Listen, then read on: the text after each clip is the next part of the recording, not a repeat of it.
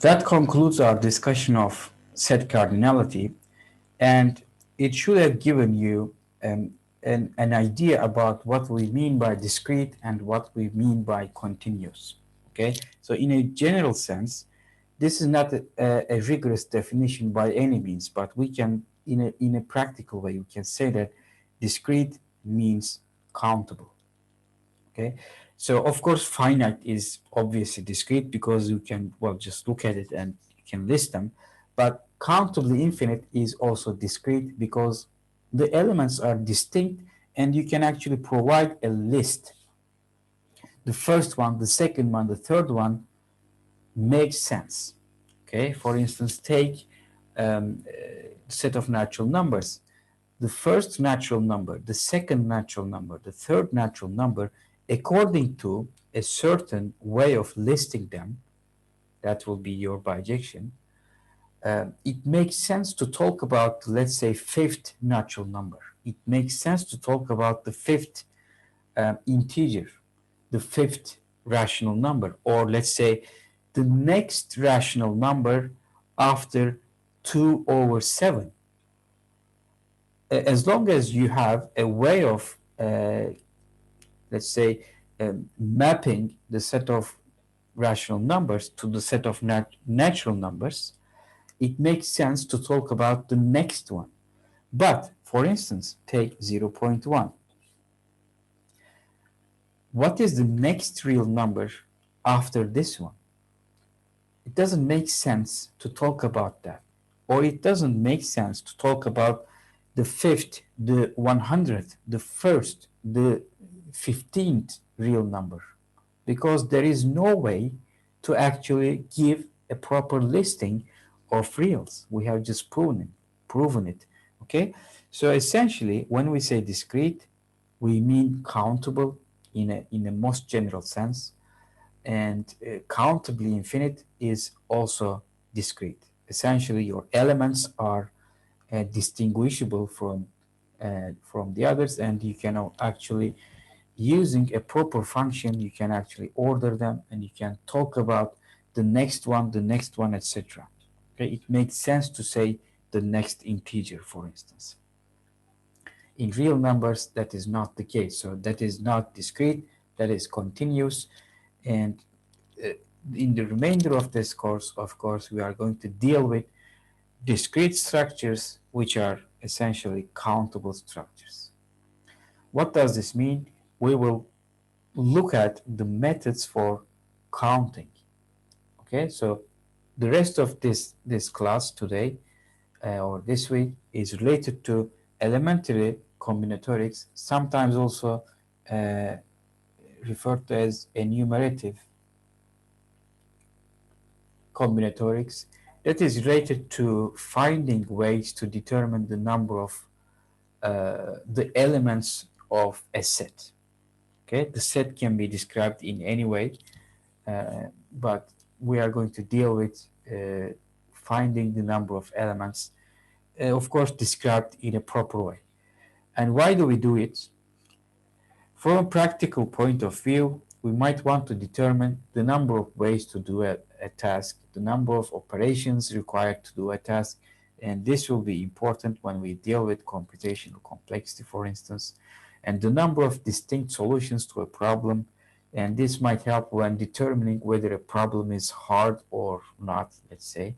So all of these have practical applications and implications. Therefore, knowing how to compute the number of something, as long as it is discrete, is quite an important tool. Now, to do this, we have very basic two rules. One of them is the product rule, and this is simple. If a procedure can be broken down into a sequence of two independent tasks, and these two can be generalizable, in such a way that there are n1 ways to do task number 1 and n2 ways to do task number 2, then there are n1 times n2 distinct ways to do the procedure. Okay, so you have two tasks to do a procedure, and they are, well, independent in the sense that you will have to do them separately. That's how you understand this word. And then you can do this in N1 different ways and this one in N2 different ways. Then the entire procedure can be done in N1 times N2 ways. So this can be seen as the cardinality of a Cartesian product because, well, you are sort of forming ordered pairs. For instance, let's say I have 5 pairs of pants and let's say 3 pairs of or 3 shirts. In how many ways can I dress up? I will have to uh, pick a shirt and a pair of pants, of course. So that means I can do one of the tasks in 3 ways, the other in 5 ways, and the tasks are independent, assuming I'm not caring for the colors, etc. So 3 by 15, you get 3 by 5, you get 15 different ways to do this procedure. And obviously, this can be generalized to more than 2 tasks as long as they are independent. Now, the second rule is the sum rule, and it goes like this. If a procedure can be done either in one of N1 ways or in one of N2 ways. Now, this or here is significant. Where there are no common ways, and this is also significant, between the two alternatives, then there are N1 plus N2 distinct ways to do the procedure. Now, this or is important because it differentiates the sum rule from the product rule. Now, remember my dressing up example. I cannot replace a shirt by a pair of pants and vice versa. So it's not the sum rule I need for that problem, because it's not that I can wear one of my 3 shirts or one of my 5 pairs of pants. I have to do them both. So that requires the product rule. But here in the sum rule, you have an either or situation. You can either do this in this many ways, or you can do it not in that way, but in this way.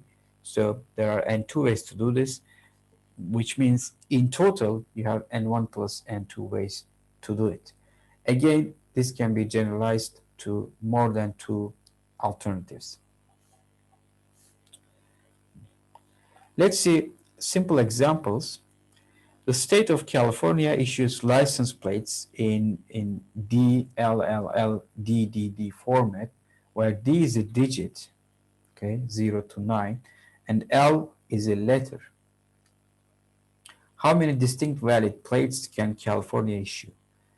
Now, this is a procedure that can be broken down to 7 tasks. I need to determine this digit.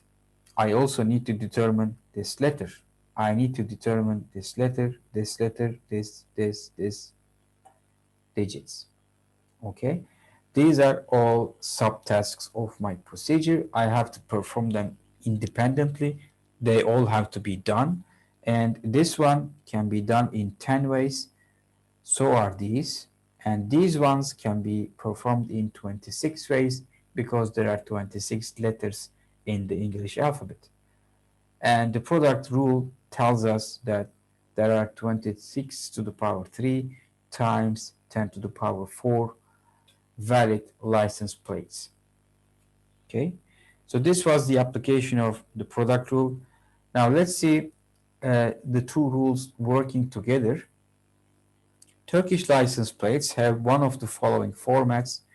Now see, here is the city code, and then you have 2 letters, 4 digits, or 2 letters, 3 digits, 1 letter, 4 digits, 3 letter, 3 digits, and 3 letter, 2 digits.